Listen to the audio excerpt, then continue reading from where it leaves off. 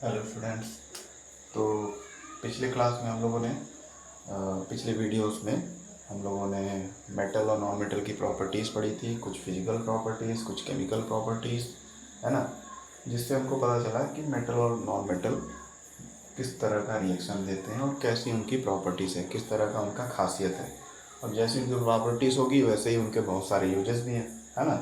Metal का बहुत सारे जगह पे यूज होता है, हम जानते हैं, है ना। अलग अलग तरह के मेटल, जैसे मरकरी हो गया थर्मामीटर में।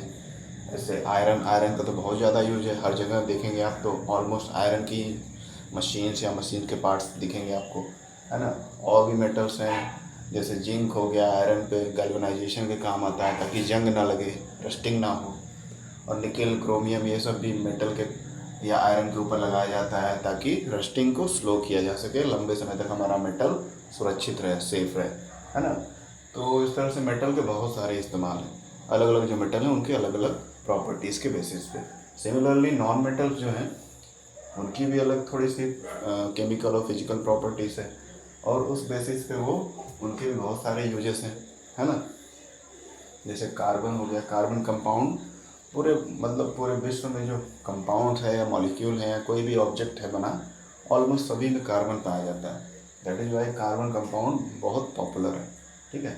जैसे प्रोटीन हो गया, कार्बोहाइड्रेट हो गया, फैट हो गया, ये सब कार्बन से बना है। उसके अलावा नाइट्रोजन हो गया, नाइट्रोजन से फर्टिलाइज़र वगैरह बनता है, अमोनिया बनता है। ऑक्सीजन हो गया, ऑक्सीजन लिविंग ऑर्गेनिज्म के लिए ज़रूरी है, रेस्पिरेशन और ब्रीथिंग के लिए। इस तरह से सभी जैसे सल्फर, फास्फोरस हो गया, है ना। तो फास्फोरस जो होता है, माचिस पे जो पाउडर लगाया जाता है वो फास्फोरस का रहता है ताकि वो बर्निंग हो सके, है ना। थोड़ा सा हीट देंगे तो वो इग्नाइट कर जाएगा, उसका इग्निशन टेम्परेचर काफ़ी लो होता है और इजली फ्लेम पकड़ लेता है। तो इस तरह से नॉन मेटल के भी कई सारे इस्तेमाल हैं, बहुत सारे यूजेस हैं, और मेटल्स के भी, इसमें कोई दो राय नहीं है, ठीक है। अब इसके बाद हमारे चैप्टर का अगला टॉपिक है, वो है मेटल के बारे में, कि मेटल जो है वो मिलता कहाँ से है ना। तो मेटल हमको कहाँ से प्राप्त होता है, और फिर वो मेटल क्या साफ़ सुथरा ऐसे मिलता है कि ऐसे इतना पहाड़ है लोहे का, उसको लोहा लिए, उसको पीट दिए, गेट बन गया या शीट बन गया, या फिर किसी और फॉर्म में वो मिलता है, ये भी समझने की बात है ना। कि एकदम प्योर फॉर्म में मिलता है कि इम्प्योर फॉर्म में। अब इम्प्योरिटी है तो किस तरह की इम्प्योरिटी पाई जाती है मोस्टली, इन सब चीज़ों को हम लोग थोड़ा सा ब्रीफली पढ़ेंगे, बहुत ज़्यादा डिटेल में नहीं जाना है, क्योंकि ये जो एक्सट्रैक्शन प्रोसेस है या मेटलर्जी जिसको बोलते हैं, इसको हायर क्लास में, क्लास 11th या 12th में केमिस्ट्री के चैप्टर में आप पढ़ेंगे डिटेल में। तो वहाँ पे कई सारे मेथड्स बताए जाएंगे। अभी फ़िलहाल आपको ब्रीफली छोटे मोटे 2-3 मेथड्स पढ़ने हैं, एंड दैट्स ऑल, ठीक है। कि किस तरह से मेटल जो है हमारे अर्थ से निकाला जाता है और फिर उसको किस तरह से प्यूरीफाई किया जाता है, किस अलग अलग प्रॉपर्टीज़ के बेसिस पे उसको प्यूरीफाई करने का तरीका भी अलग अलग होता है। ये नहीं कि सभी मेटल को एक ही प्रोसेस से या एक ही मेथड से प्यूरीफाई करें, ठीक। तो ये सारी चीज़ें हम लोग पढ़ेंगे ब्रीफली, बहुत ही थोड़े थोड़े में, ठीक, जितना आपके सिलेबस के अनुसार चलना है, ठीक है।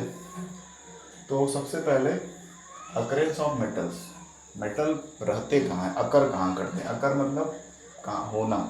तो मेटल कहाँ होते हैं, तो मेटल तो हवा में से तो प्राप्त होते नहीं कि हवा से कोई मेटल मिल गया, है ना। तो मोस्टली जितने भी मेटल्स होते हैं वो अर्थ क्रस्ट से मिलते हैं। किससे मिलते हैं, अर्थ क्रस्ट से। हमारे जो ज़मीन है, अर्थ है, अर्थ का 3 लेयर है, आप जानते होंगे, है ना। ये मान लेते हैं हमारा अर्थ है, उसके अंदर मेंटल, उसके अंदर कोर, 3 लेयर का बना होता है हमारा अर्थ। तो सबसे ऊपरी जो लेयर है दैट इज क्रस्ट, और इस लेयर में बहुत सारे मिनरल मिलते हैं, ठीक है। तो यानी इन्हीं मिनरल से निकाल कर मेटल हमको प्राप्त होता है, ठीक है, ओके। तो सबसे ज़्यादा मेटल का जो अमाउंट अवेलेबल है हमारे अर्थ पर, वो कहाँ पर है, अर्थ क्रस्ट में, यानी अर्थ के सबसे ऊपरी लेयर में। और वो कई सारे फॉर्म में हो सकता है, सॉलिड फॉर्म में, डिजॉल्व फॉर्म में, है ना। जैसे सोडियम क्लोराइड है, नमक हमारा, ये तो हमको समुद्र के पानी में मिलता है, घुला हुआ रहता है पानी में, H2O में डिजॉल्व होता है सोडियम क्लोराइड। अब यहाँ से हम लोग सोडियम क्लोराइड निकाल सकते हैं, समुद्र के पानी को इवेपरेट कर देंगे वेपराइजेशन प्रोसेस से, और उससे हमको क्या मिल जाएगा, सॉलिड सोडियम क्लोराइड।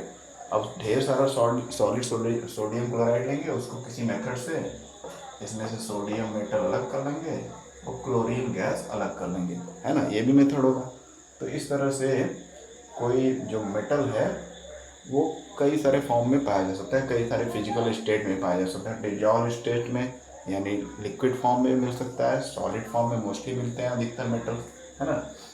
ये डिजॉल्व स्टेट का एक एग्जांपल था, जैसे सोडियम क्लोराइड की बात हो रही थी, ठीक है। तो जैसे पानी में घुला रहा था सोडियम क्लोराइड, उससे एक्सट्रैक्ट करेंगे, बहुत ईजी है। सोडियम क्लोराइड तो कोई मेटल है नहीं, उस सोडियम क्लोराइड जो बना है उसमें एक मेटल है, एक नॉन मेटल है। अब उसमें से हमको नॉन मेटल को हटाना है, तभी हमको सोडियम मेटल मिलेगा, है ना। तो सोडियम मेटल को प्राप्त करना है, क्लोरीन को रिमूव करना है, तो उसके लिए कोई प्रोसीजर लगेगा, कोई केमिकल मेथड लगेगा, then only we can get the sodium metal, है ना। तो इन सारी चीज़ों को समझना है। ओके, ठीक है। तो इतना आपको समझ में आ गया कि जो मेटल्स हैं मोस्टली उनका रिच सोर्स क्या है, अर्थ क्रस्ट। अर्थ क्रस्ट से ही सारे के सारे या लगभग सारे मेटल्स प्राप्त किए जाते हैं, ठीक। ओके, अब उसके बाद हमको समझना है, उसके बाद हमको ये समझना है, जैसे अभी हम लोगों ने बात की सोडियम क्लोराइड की, तो सोडियम क्लोराइड तो मेटल है नहीं, वो एक तरह का क्या है, सॉल्ट है, ठीक है, NaCl, ठीक। तो जो अर्थ में से मेटल्स मिलते हैं या मेटल के जो सोर्स हैं वो प्योरली मिलते नहीं है, उसमें कुछ इम्प्योरिटीज या क्या कुछ अनवांटेड एलिमेंट जुड़े रहते हैं, बॉन्डेड रहते हैं, है ना। तो उन अनवांटेड एलिमेंट को निकालना पड़ता है, तब उनको अपना प्योर मेटल प्राप्त होता है। जैसे सोडियम क्लोराइड की बात कर रहे थे, तो सोडियम क्लोराइड में से क्लोरीन रिमूव करना पड़ेगा, देन ओनली हम लोग को सोडियम प्योर फॉर्म में मिलेगा। यानी फ्री स्टेट में बहुत कम ही मेटल हमको प्राप्त होते हैं, सारे के सारे जब भी मिलते हैं ज़मीन से उसमें बहुत सारी इम्प्योरिटीज मिक्स होती हैं, बहुत सारे एटम्स मिक्स होते हैं, ठीक है। तो उस फॉर्म को हम लोग क्या बोलते हैं, जब इस तरह के रूप में मिलता है हमको मेटल, यानी कि वो प्योर मेटल नहीं मिलता है, किसी फॉर्म में, किसी मॉलिक्यूल या कंपाउंड के फॉर्म में मिलता है, उसको हम लोग बोलते हैं मिनरल, ठीक है। मिनरल, मिनरल आप वर्ड सुने होंगे। मिनरल मिट्टी में हर जगह पाया जाता है, अलग अलग, मिनरल का मतलब अलग अलग तरह के आयन्स या एलिमेंट्स, मेटालिक आयन्स जो होते हैं अलग अलग मात्रा में सॉइल में मौजूद रहते हैं। उसकी मात्रा जो होती है, अमाउंट जो होता है, हर जगह एक जैसा नहीं रहता है, अनइवन रहता है। कैसा रहता है, अनइवन।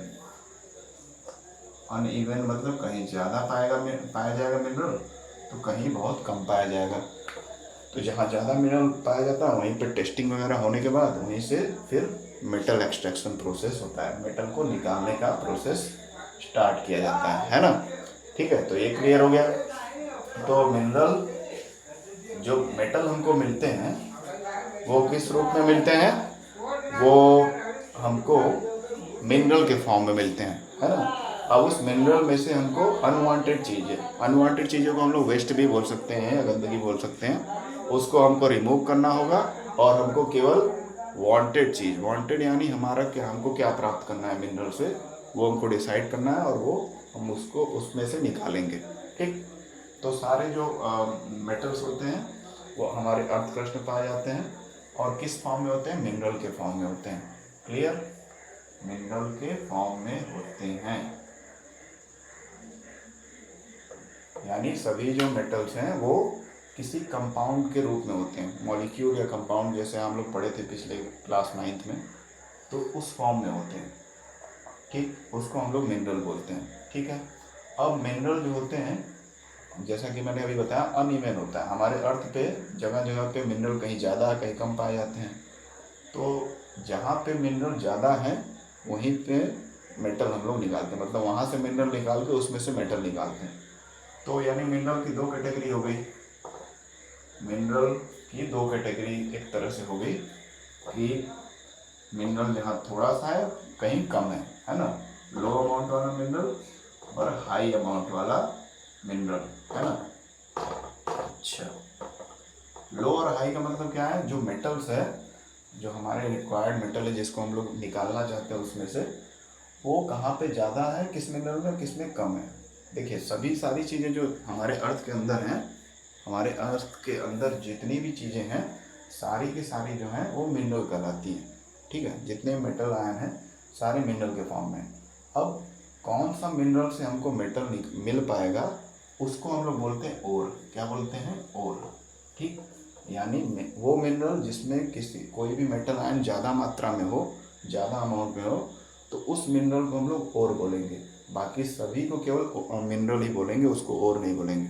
तो इस हिसाब से हम लोग बोल सकते हैं कि जितने भी ओर हैं उनको हम लोग मिनरल भी बोल सकते हैं, ठीक है। लेकिन सारे मिनरल को ओर नहीं बोल सकते हैं, क्योंकि बहुत सारे ऐसे भी मिनरल हैं हमारे अर्थ में, हमारे अर्थ क्रस्ट में, जिनमें मेटल की मात्रा बहुत कम है। तो उस पर उतना मेहनत, फैक्ट्री का खर्चा और पैसे लगाकर कोई मेटल तो निकालेगा नहीं। इंसान उसी मिनरल में से मेटल निकालेगा जिसमें ज़्यादा मात्रा में मेटल है उस मिनरल में, है ना। तो ऐसे मिनरल जिसमें मेटल्स का मात्रा, मेटल आयन ज़्यादा मात्रा में है, उस तरह के मिनरल्स को ओर बोलते हैं, ठीक है। तो दैट मीन्स कि ओर एक तरह का मिनरल होता है जिसमें हमारा जो मेटल होता है, कोई भी मेटल जो हम लोग निकाल रहे हैं वो ज़्यादा अमाउंट में हो, ठीक है। ऐसे मिनरल्स को ओर बोलते हैं। क्लियर। तो इससे एक स्टेटमेंट क्लियर होता है कि सारे ओर जो होते हैं वो मिनरल होते हैं। क्या होते हैं? और सारे मिनरल लेकिन ओर नहीं होते हैं। सारे ओर को हम लोग मिनरल बोलेंगे क्योंकि वो मिनरल ही है। किस तरह का मिनरल है? एक एडवांटेजियस मिनरल। एडवांटेजियस मिनरल मतलब जो इकोनॉमिकली बहुत ज़रूरी है और बहुत ही बेनिफिशियल है, ठीक है। इकोनॉमिकली क्यों इतना ज़रूरी है? क्योंकि ऐसे मिनरल जिसमें ढेर सारा मेटल आयन पाया जाए, उस तरह के मिनरल को हम लोग क्या बोलते हैं? ओर। और we can say that the minerals or the compound found inside the earth which have large content or high percentage of the required metal or any element, those minerals are known as ore, ठीक है। ऐसा mineral जिसमें हमको जो metal चाहिए या कोई particular element चाहिए उसकी मात्रा ज़्यादा है, उस तरह के मिनरल को हम लोग ओर बोलते हैं। बाकी सारे मिनरल तो हैं ही, लेकिन कुछ स्पेसिफिक मिनरल से ही हमको वो मेटल मिलता है। अलग अलग तरह का मेटल जो हम लोग देखते हैं, सोडियम, पोटेशियम, गोल्ड, सिल्वर, ये सब एक्सेट्रा एक्सेट्रा। तो सारे ओर जो है मिनरल होते हैं, लेकिन सारे मिनरल को ओर हम लोग नहीं बोल सकते, क्योंकि ओर केवल उसी मिनरल से मिलेगा जिसमें कोई एलिमेंट या कोई मेटल ज़्यादा मात्रा में मिलेगा। जिसमें ज़्यादा मात्रा में एलिमेंट या मेटल रहेगा उसी को तो फैक्ट्री वाला अपने यहाँ ले आएगा निकाल करके ज़मीन से, और उससे मेटल निकालेगा। अब मान लो इतना सा निकाला उसने ज़मीन में, कई टन कोई मिनरल, लेकिन उसमें से मेटल निकला इतना बहुत कम। तो क्या ये हम उस कंपनी वाले के लिए फ़ायदेमंद रहेगा? नहीं, बिल्कुल ही नुकसान वाला। तो ऐसे मिनरल को और नहीं बोल सकते हैं, क्योंकि यहाँ ऐसा मिनरल था जिसमें हमको जो मेटल चाह रहा था वो बहुत ही कम निकला, मतलब बहुत ही कम। तो इस तरह के मिनरल को और नहीं बोलेंगे, हम उस तरह के मिनरल को और बोलेंगे। दूसरा कंडीशन देखते हैं। मान लीजिए हमारा ये मिनरल है और इससे हमको इतना मेटल मिला। तो प्रीवियस केस से अगर हम लोग कंपेयर करें, अभी जो मैंने ड्रॉ किया था कि मिनरल इतना था, थोड़ा सा मेटल मिल रहा था उसमें से एक्सट्रैक्शन प्रोसेस के बाद, ठीक है। लेकिन दूसरा मिनरल हम लोग ने लिया दूसरी जगह से, धरती में से, मतलब ज़मीन के अंदर से निकाला, वहाँ पे उस मिनरल में से इतना ज़्यादा मेटल निकला। तो ये मिनरल हमारे लिए एडवांटेजियस है, यानी कंपनी वालों के लिए भी एडवांटेजियस है जो मेटल फैक्ट्री वगैरह से रिलेटेड काम करते हैं, है ना। तो इस तरह के मिनरल को हम लोग बोलते हैं ओर, जिसमें ज़्यादा मेटल आयन या मेटल मौजूद हो। बाकी rest of the minerals are minerals. Okay, हाँ, तो ये हो गया। अब मैंने ये शब्द तो बताना भूल ही गया, एक्सट्रैक्शन क्या है। तो मिनरल और ओर आपको समझ में आ गया होगा। तो हमको जो है ऐसे मिनरल जिसमें ज़्यादा मेटल आयन होते हैं उसको ओर बोलते हैं, और ओर से ही हमको अलग अलग प्रोसीजर को फॉलो करने के बाद हमको प्योर मेटल मिलता है, ठीक है। उसके लिए भी बहुत लंबा प्रोसीजर, कॉम्प्लेक्स प्रोसीजर लगता है, देन हमको मेटल मिलता है। आसानी से इतना नहीं मिलता है, ठीक है। और एक्सट्रैक्शन क्या है? एक्सट्रैक्शन का मतलब किसी चीज़ को निकालना, प्राप्त करना, कहीं से निकालना। तो यहाँ पे क्या हो रहा है, ज़मीन के अंदर से बहुत सारे मिनरल खोजे जा रहे हैं, 50, 100, 10, मतलब सैकड़ों, हज़ारों टाइप के मिनरल्स हैं ज़मीन के अंदर। उसमें से कुछ कुछ जगह पर ज़मीन में ऐसे और पाए जा रहे हैं जिसमें ढेर सारा मेटल है, तो वो उनको हम लोग और बोल रहे हैं। और उसी ओर से हम लोग एक्सट्रैक्ट कर रहे हैं। किसको एक्सट्रैक्ट कर रहे हैं? मेटल को, ठीक है। तो ओर से हमारा मेटल एक्सट्रैक्ट होता है, डायरेक्टली नहीं, कई सारे प्रोसीजर को फॉलो करने के बाद। जैसा यहाँ देख रहे हैं आप, सिंपल वे में है, ऐसे तो ये बहुत ही ट्रिकी प्रोसेस है, बहुत ही लेंदी प्रोसेस है, बट इसको भी देखकर आप समझ सकते हैं कि काफ़ी टाइम टेकिंग और काफ़ी लंबे प्रोसीजर को फॉलो करने वाला तो ये तरीका है, जिसके बाद हमको प्योर मेटल मिलता है ओर से। ठीक है, क्लियर। चलिए, अब इसको जानने से पहले हम लोग थोड़ा सा रिएक्टिविटी सीरीज देख लेते हैं। ओके, तो यहाँ पे रिएक्टिविटी सीरीज मैंने छोटे छोटे लिखे हैं, आप ध्यान से देखेंगे। सबसे ज़्यादा रिएक्टिव पीरियोडिक टेबल में कौन सा मेटल है? Potassium, then sodium, calcium, magnesium, aluminium, फिर जिंक, आयरन, स्टेनेट, स्टेनेट यानी टीन, एसएन होता है उसका सिंबल, फिर पीवी, लेड, फिर हाइड्रोजन। हाइड्रोजन को ऐसे लिखना नहीं था, वो मेटल में कभी कभी मेटल की तरह बिहेव करता है, बट उसको हाइड्रोजन को लिखना नहीं था, बट मैं रिएक्टिविटी सीरीज में हाइड्रोजन को भी लिख दिया हूँ ताकि आपको क्रम याद रहे। देन उसके नीचे कॉपर, मरकरी, सिल्वर, गोल्ड, ठीक, एंड प्लेटिनम और एंड सो ऑन। ठीक, तो ये रिएक्टिविटी सीरीज है जिसमें जो रिएक्टिविटी सबसे ज़्यादा हाई किसका? ऊपर वाले का, टॉप वाले का, और सबसे कम किसका है? सिल्वर, गोल्ड या इसके नीचे जो आ रहे हैं मेटल्स उनका है। तो इस बेसिस से हम लोग 3 कैटेगरी बना सकते हैं रिएक्टिविटी के बेसिस पे, इस क्रम के बेसिस पे, इस सीरीज के बेसिस पे, कि स्टार्टिंग के जो 3-4 मेटल्स हैं, potassium, sodium, calcium, magnesium, aluminium, ये हाईली रिएक्टिव मेटल्स हैं, बहुत तेज़ी से रिएक्शन करते हैं। ठीक, ये हमको पता है। फिर उसके बाद जिंक, आयरन, स्टेनेट, लेड और कॉपर, हाइड्रोजन को इसमें भूल जाइए। ठीक है, तो ये जो है मीडियम रिएक्टिव है, यानी ये एवरेज वाले रिएक्टिव है, ना बहुत ज़्यादा तेज रिएक्टिव है ना बहुत कम रिएक्टिव है, एवरेज रिएक्टिविटी इनका है।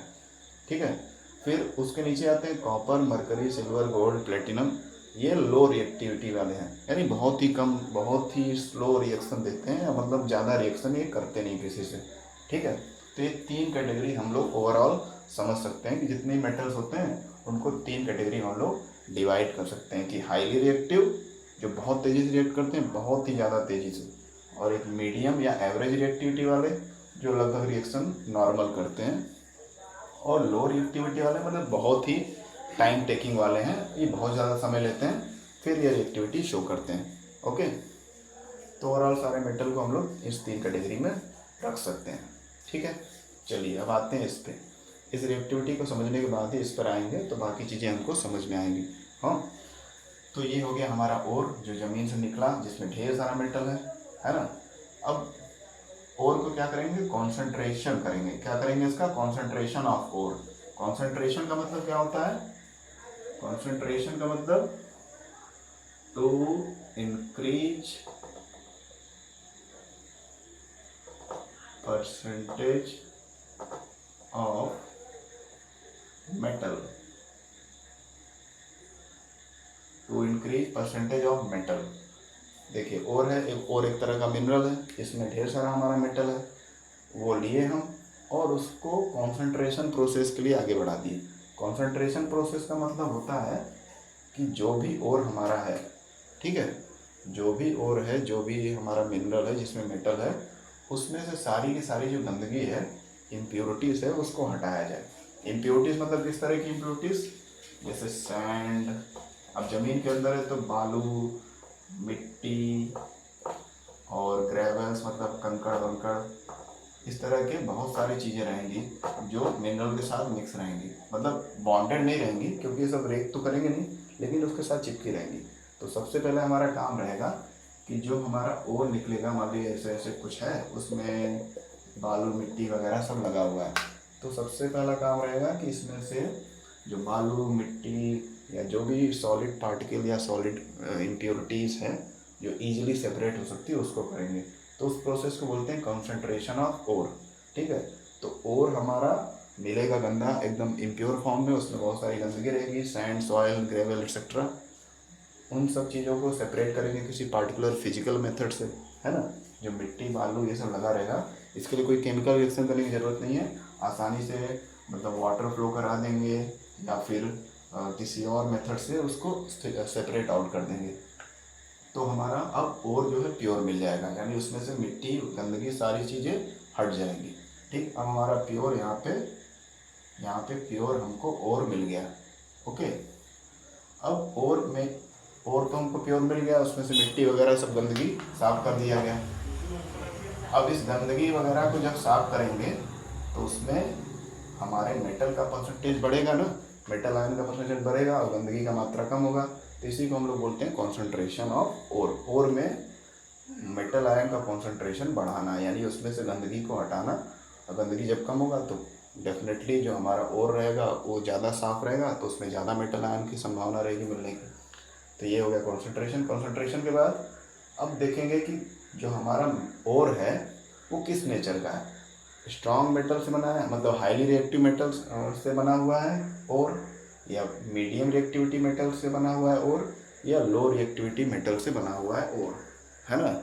अब ये बात हमारे सामने आएगी, क्योंकि 3 कैटेगरी में ओवरऑल सारे मेटल को हम लोग कैटेगराइज कर चुके हैं, ठीक है, रिएक्टिविटी के बेसिस पे कि कौन कितनी तेजी से रिएक्शन करता है। ठीक है, तो कॉन्सेंट्रेशन कर दिए, साफ कर दिए और को। अगर मान लेते हैं कि वो मेटल जो है हाईली रिएक्टिव है, जैसे potassium, sodium, calcium, magnesium, aluminium, ये कुछ हैं, ये बहुत तेज़ी से रिएक्शन करते हैं। तो हाई रिएक्टिविटी अगर मेटल का ओर है, साफ़ सुथरा हो गया है, तो उसको क्या करेंगे, उसका इलेक्ट्रोलिसिस करेंगे। Electrolysis of molten ore. Molten का मतलब पिघला हुआ, मोल्टन ओर मतलब पिघला हुआ ओर। ये ओर मिलेगा, इसमें से मिट्टी वगैरह साफ कर देंगे कॉन्सेंट्रेशन प्रोसेस के द्वारा। अब हमने देखा टेस्ट करके कि इसमें स्ट्रॉन्ग रिएक्टिविटी वाला मेटल इस ओर में है, ठीक है। इसको पता करने के बाद, टेस्ट करने के बाद हम सीधे कौन सा प्रोसीजर अप्लाई करेंगे, इलेक्ट्रोलिसिस। इलेक्ट्रोलिसिस का मतलब होता है कि इलेक्ट्रॉन का मूवमेंट होना, और इलेक्ट्रॉन या इलेक्ट्रिसिटी के फ्लो होने से क्या होगा, जो मेटल आयन है और निगेटिव आयन है वो सेपरेट आउट हो जाएंगे, है ना। जैसे इलेक्ट्रोलिसिस ऑफ सोडियम क्लोराइड क्या होता है, ये केवल एग्जाम्पल है ना। सोडियम क्लोराइड का इलेक्ट्रोलिसिस अगर करेंगे हम, तो ये ना बनेगा sodium plus ion, chloride minus ion, अलग अलग आयन बन जाएंगे और 2 इलेक्ट्रोड की तरफ मूव कर जाएंगे, अपोजिट चार्ज वाले इलेक्ट्रोड की तरफ मूव करेंगे। उसी प्रोसीजर को हम लोग इलेक्ट्रोलिसिस बोलते हैं। तो मान लीजिए कोई हाई रिएक्टिविटी का मेटल आयन है, जैसे ये सोडियम भी हमारा हाई रिएक्टिविटी वाला ही है, तो उसको हम लोग उस ओर को जो साफ़ हो गया उसको पिघलाएंगे पहले हाई टेम्परेचर पे। पिघल जाएगा तो फिर उसमें 2 इलेक्ट्रोड डाल देंगे, जैसे नॉर्मल सेल्स में करते हैं, है ना। जैसे नॉर्मल सेल्स में 2 इलेक्ट्रोड उस पिघले हुए ओर में डाल देंगे, उसको कनेक्ट कर देंगे, है ना। इलेक्ट्रोलाइटिक सेल जो आप क्लास 8 में पढ़े होंगे, 2 इलेक्ट्रोड कैथोड एनोड होता है, इसमें पावर का सप्लाई डाल के जोड़ देंगे। अब ये प्लस एंड से जुड़ा है जो है वो एनोड है, और नेगेटिव एंड से जुड़ा है वो कैथोड है। और इसमें हमारा पिघला हुआ क्या रहेगा, ओर रहेगा, जिसमें से मिट्टी वगैरह साफ कर दिया गया, यानी कॉन्सेंट्रेशन कर दिया गया उसका। अब जैसे ही ये पावर ऑन करेंगे, मतलब स्विच ऑन करेंगे, इलेक्ट्रोलिसिस करेंगे, तो मेटल आयन जो रहेगा वो किधर जाएगा, इधर इसकी तरफ, यहाँ पे इकट्ठा हो जाएगा, नेगेटिव टर्मिनल की तरफ, कैथोड की तरफ जाएगा, और जितना नेगेटिव आयन है वो इसकी तरफ जाएगा। तो इस तरह से हमारा मेटल आयन एक जगह इकट्ठा हो जाएगा और सेपरेट हो जाएगा, और उससे हमको क्या मिलेगा, प्योर मेटल मिलेगा, है ना। तो हाई रिएक्टिविटी वाले मेटल्स को सेपरेट करने के लिए उसके मतलब अदर एटम से या अदर एलिमेंट से इलेक्ट्रोलिसिस प्रोसेस अप्लाई करते हैं। जो भी और कॉन्सेंट्रेट हो चुका है, क्लियर हो चुका है, उसको मेल्ट करते हैं, पिघलाते हैं। पिघलाने के बाद उसका इलेक्ट्रोलिसिस प्रोसेस करते हैं, जैसे इलेक्ट्रोलाइटिक सेल में होता है प्रोसेस, और उससे हमको प्योर मेटल प्राप्त होता है। क्लियर। तो ये हाई रिएक्टिविटी वाले का ये शॉर्ट में भी हम लोग पढ़ रहे हैं, इसको थोड़ा सा और डिटेल में हम लोग पढ़ेंगे नेक्स्ट क्लास में। अभी तो हम लोग थोड़ा सा इसका इंट्रोडक्शन ले रहे हैं, ठीक है। वैसे बहुत ज़्यादा नहीं पढ़ना है, इसी को थोड़ा सा डिटेल में समझेंगे, ठीक है। अब दूसरा हमारा है कि मान लीजिए जो ओर हमने साफ़ किया, उसमें से मिट्टी बालू वगैरह जो साफ़ कर दिया, वो ओर में टेस्ट किया गया, तो पता चला कि इसमें जो मेटल है वो मीडियम रिएक्टिविटी वाला है, यानी जिंक, आयरन या इस तरह के रेंज वाला मेटल है, जिसका रिएक्टिविटी ना बहुत ज़्यादा होता है ना बहुत कम होता है। तो मीडियम रिएक्टिविटी वाला मेटल है, तो उस केस में 2 प्रोसीजर फॉलो करना पड़ेगा, है ना। अगर मान लीजिए उसमें भी 2 पॉसिबिलिटी है कि जो ओर हमारा है वो कार्बोनेट ओर है या सल्फाइड ओर है, 2 तरह के ओर मिल सकते हैं, ठीक है। अगर मीडियम रिएक्टिविटी वाले हैं मेटल, अधिकतर देखिए जो टेबल में बना है मैप, ये फ्लो चार्ट जो बना है, ये ओवरऑल जो मैक्सिमम केसेस में होता है मेटलर्जी में या एक्सट्रैक्शन प्रोसेस में, उसके बेसिस बना है।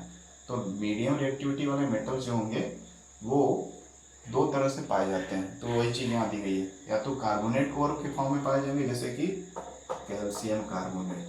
जैसे कैल्शियम जो है वो कैल्शियम कार्बोनेट के फॉर्म में चूने के पत्थर के रूप में मिलता है ना।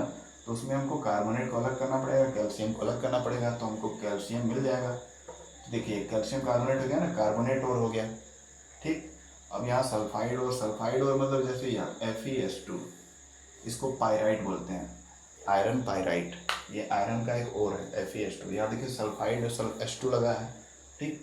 तो जो मीडियम रिएक्टिविटी वाले मेटल्स रहते हैं वो चाहे तो कार्बोनेट ओर के फॉर्म में रहेंगे मिनरल उसके, या फिर सल्फाइड ओर के फॉर्म में। अगर कार्बोनेट के फॉर्म में है तो उसका कैल्सिनेशन करना पड़ेगा। देखिए यहाँ लिखा है कैल्सिनेशन, ठीक है। कार्बोनेट वाले अगर मान लीजिए मिनरल्स हमारे हैं या ओर हैं तो उसको हम लोग को फर्दर उसमें क्या करना पड़ेगा, कैल्सिनेशन। अब कैल्सिनेशन क्या होता है? कैल्सिनेशन का मतलब होता है किसी चीज़ को बहुत ही ज़्यादा हीट देना और ऑक्सीजन का सप्लाई ब्लॉक कर देना, ठीक है। जैसे इसको कैल्शियम कार्बोनेट को खूब गर्म करेंगे, हीट करेंगे। कार्बोनेट वाले जितने ओर हैं उनकी बात की जा रही है। कार्बोनेट वाले ओर को कैल्सिनेशन प्रोसेस से अगले स्टेप पे ले जाएंगे। कैल्सिनेशन का मतलब क्या है? उस पार्टिकुलर ओर को खूब हीट देंगे, है ना, खूब हीट देंगे, उसको खूब गर्म करेंगे और ऑक्सीजन का सप्लाई बंद कर देंगे। यानी ऑक्सीजन के एब्सेंस में इसको ढेर सारा हीट देंगे, तो उससे क्या हो जाएगा, ये दूसरे फॉर्म में कन्वर्ट हो जाएगा। किसमें? कैल्शियम ऑक्साइड में, देख, ठीक है। इसमें कन्वर्ट हो जाएगा कैल्शियम कार्बोनेट से। मान लीजिए अगर ये कैल्शियम कार्बोनेट हमारा मिनरल है या ओर है तो ये कैल्शियम ऑक्साइड में बदल जाएगा। जैसे यहाँ मैंने लिखा है MO मतलब मेटल ऑक्साइड, जो भी मेटल है उसका ऑक्साइड में फॉर्म में कन्वर्ट हो जाएगा। ये कार्बोनेट के केस में था। तो calcination means to heat a carbonate ore at high temperature in the absence of oxygen. Oxygen के एब्सेंस में किसी कार्बोनेट और को बहुत ज़्यादा हीट करना, तो वो मेटल ऑक्साइड में कन्वर्ट हो जाता है, ठीक। दूसरा क्या केस है? मीडियम रिएक्टिविटी के, अगर मान लीजिए और सल्फाइड वाला है, जैसे ये FeS2 हमारा है, आयरन सल्फाइड या जिसको आयरन पायराइट भी बोलते हैं, तो इस केस में क्या करेंगे, है ना। इस केस में हमारा क्या होगा मुद्दा, तो यहाँ पर हमको रोस्टिंग प्रोसेस करना पड़ेगा। क्या करना पड़ेगा? Roasting process. अब ये रोस्टिंग क्या होता है, ये सवाल आएगा। रोस्टिंग का मतलब होता है ऑक्सीजन के प्रेजेंस में इसको हीट करना, ठीक है। यहाँ ऑक्सीजन के प्रेजेंस में हीट करना। देखिए कार्बोनेट ओर जब रहेगा, कोई मान लीजिए मेटल का ओर है जो कार्बोनेट फॉर्म में है, तो उसको हीट करेंगे ऑक्सीजन के एब्सेंस में, तो वो मेटल ऑक्साइड में चेंज हो जाएगा। जैसे कैल्शियम कार्बोनेट था तो कैल्शियम ऑक्साइड में चेंज हो गया। अगर कोई और जो है सल्फाइड के फॉर्म में है तो उसको रोस्टिंग प्रोसेस अप्लाई करेंगे। रोस्टिंग प्रोसेस में उसको हीट करेंगे in the presence of oxygen. यहाँ ऑक्सीजन ढेर सारा सप्लाई करेंगे और हीट भी करेंगे, तो उससे भी यही कॉमन बनेगा मेटल ऑक्साइड। यानी इन दोनों प्रोसेस को करने के बाद अलग अलग तरह के ओर को ये मतलब मेथड अप्लाई करेंगे तो हमको अल्टीमेट जो रिजल्ट मिलेगा सेम मिलेगा कि मेटल ऑक्साइड बनेगा, ठीक है। तो इसको मान लीजिए आयरन सल्फाइड हमारा है ना, इसको हमने हीट किया, इसको हीट किया। अब हीट करने के बाद क्या होगा, मान लीजिए इसको मैंने हीट लिया तो ये Fe2O3 आयरन ऑक्साइड में कन्वर्ट हो गया, ठीक है। इसको हीमेटाइट बोलते हैं। ये भी एक और है आयरन का ही, ये भी और है, ये भी और है। देखिए तो एक और दूसरे और में कन्वर्ट हो रहा है रोस्टिंग प्रोसेस के द्वारा, ठीक है। तो इस तरह से आपको आयरन के ओर के बारे में और बहुत सारे ओर के बारे में भी जानने को मिलेगा, ठीक है। अब मेटल ऑक्साइड बन गया, मान लीजिए इस प्रोसेस को करने पे अलग अलग ओर को मेटल ऑक्साइड मिल गया, चाहे वो कोई भी मेटल का ओर हो। उसके बाद क्या करेंगे? रिडक्शन प्रोसेस करेंगे।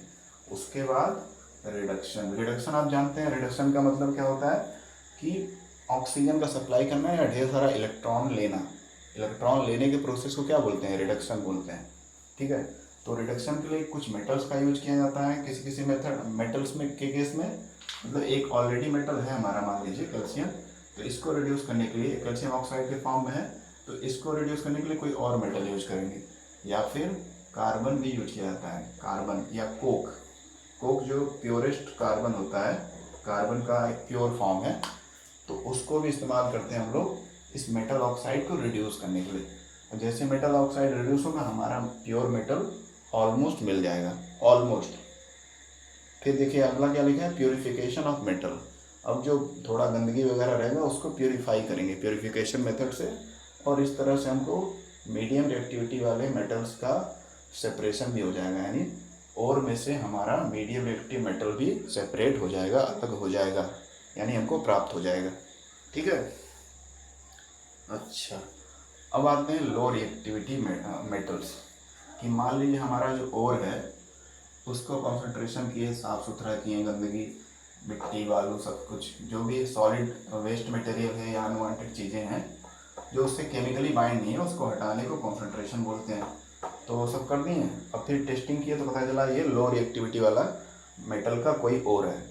अगर लो रिएक्टिविटी वाला है यानी मरकरी, सिल्वर, गोल्ड, प्लेटिनम इस तरह के मेटल्स होते हैं जो बहुत ही कम रिएक्शन देते हैं, बहुत ही मतलब रेयर केसेस में, जनरली वो ज़्यादा रिएक्टिव नहीं होते हैं। तो उनका क्या करेंगे, उनका जनरली जो पाया जाता है और वो सल्फाइड के फॉर्म में पाया जाता है। कैसे फॉर्म में? सल्फाइड। जैसे देखिए लेड, इसका सिल्वर जो होता है, सिल्वर का Ag2S2 इस तरह का कोई और पाया जाता है, Ag2S2 इस तरह के नाम का कोई और पाया जाता है। ठीक है, कहाँ गया? Ag3SbS2 ये और एक सिल्वर का, देखिए इसमें सल्फर लगाया ना, और ये Sb मतलब एंटिमनी एक मेटल होता है।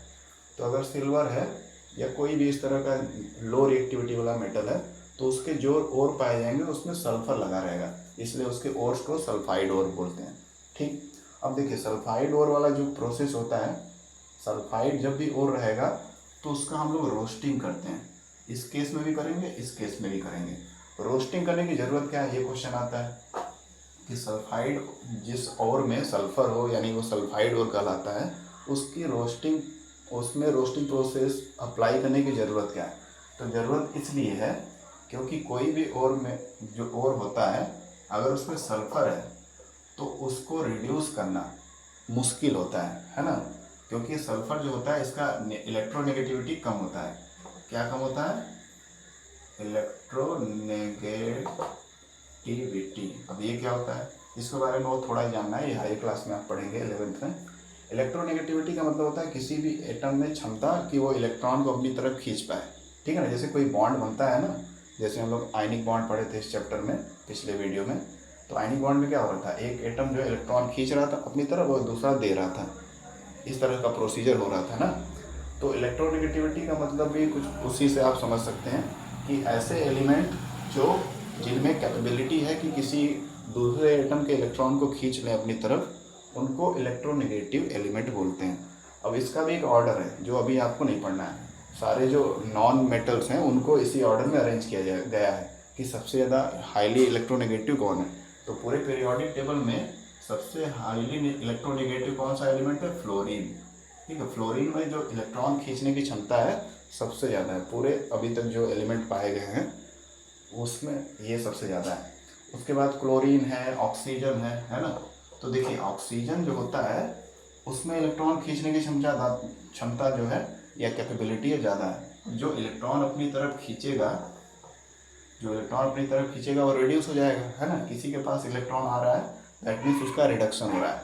तो ऑक्सीजन चूँकि हाईली इलेक्ट्रोनेगेटिव है सल्फर के कंपेरिजन में, इसलिए ऑक्साइड और जो होता है वो ईजिली रिड्यूस हो जाता है। देखिए यहाँ पे जैसे हम लोग पढ़ रहे थे मेटल ऑक्साइड है, उसको रिड्यूस करेंगे और रिड्यूस करने के लिए उसमें रिड्यूस होने की क्षमता चाहिए।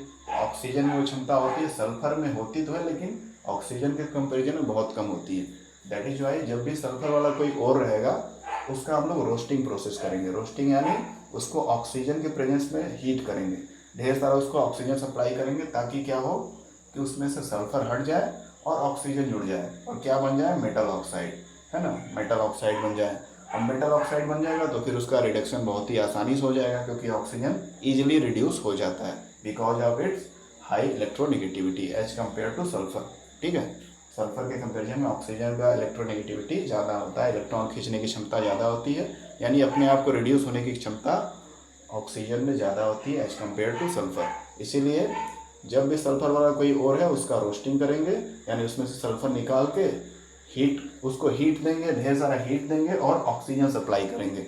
तो उससे क्या होगा, ऑक्सीजन जुड़ता जाएगा उस ओर से और सल्फर निकलता जाएगा गैस के फॉर्म में। अब वो ऑक्साइड के फॉर्म में बन जाएगा हमारा और, उसका रिडक्शन कर देंगे। रिडक्शन करने के बाद हमको फिर उसका मेटल का प्योरीफिकेशन करेंगे, साफ़ सुथरा करेंगे कुछ मेथड से, और अल्टीमेटली हमको प्योर मेटल मिल जाएगा।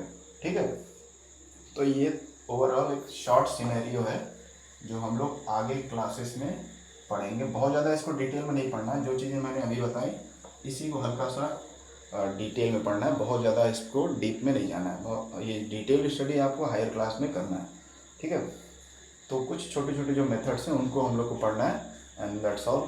ओके, अब इसके बाद इतना तो आपको समझ में आ गया होगा।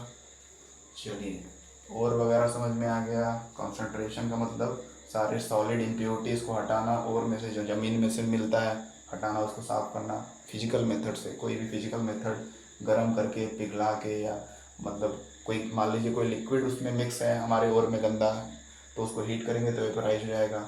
सॉलिड है तो उसको झाड़ेंगे या पानी से धो देंगे तो हट जाएगा। इस तरह के फिजिकल मेथड अप्लाई करके ओर में से सारी सॉलिड इम्प्योरिटीज़ या लिक्विड इम्प्योरिटीज़ को हटाएंगे। फिर उसके बाद हम लोग टेस्टिंग करके पता करेंगे कि ओर में हमारे किस तरह का मेटल है, हाईली रिएक्टिव, मीडियम रिएक्टिव या लो रिएक्टिव। अब उसके बाद हाईली रिएक्टिव के केस में ये प्रोसेस इलेक्ट्रोलिसिस करेंगे। मीडियम रिएक्टिविटी में दो तरह के कंडीशन हो सकते हैं, कार्बोनेट और रहेगा तो कैल्सिनेशन करेंगे, सल्फाइड और रहेगा तो रोस्टिंग करेंगे। दोनों से कॉमन ही प्रोडक्ट मिलेगा, यानी दोनों के केस में एक ही प्रोडक्ट बनेगा, इसलिए दोनों के लिए कॉमन एरो बनाया गया है। इसका मतलब ये नहीं कि दोनों को मिला दिया जाता है, क्योंकि दोनों के बाद एक ही तरह का प्रोडक्ट बनता हुआ मिलता है, इसलिए यहाँ कॉमन ये जोड़ा गया है। उसके बाद रिडक्शन करेंगे, मेटल थोड़ा सा गंदा मिलेगा उसको और प्योर करेंगे, प्योरीफिकेशन करेंगे, प्योर मेटल मिल गया। लो रिएक्टिविटी के केस में सल्फर वाले और मिलते हैं, और उसको रोस्टिंग करके रिडक्शन करेंगे, फिर प्योर मेटल को रिफाइन करके प्योर करेंगे। ठीक, ये सारी चीज़ें हो गई। चलिए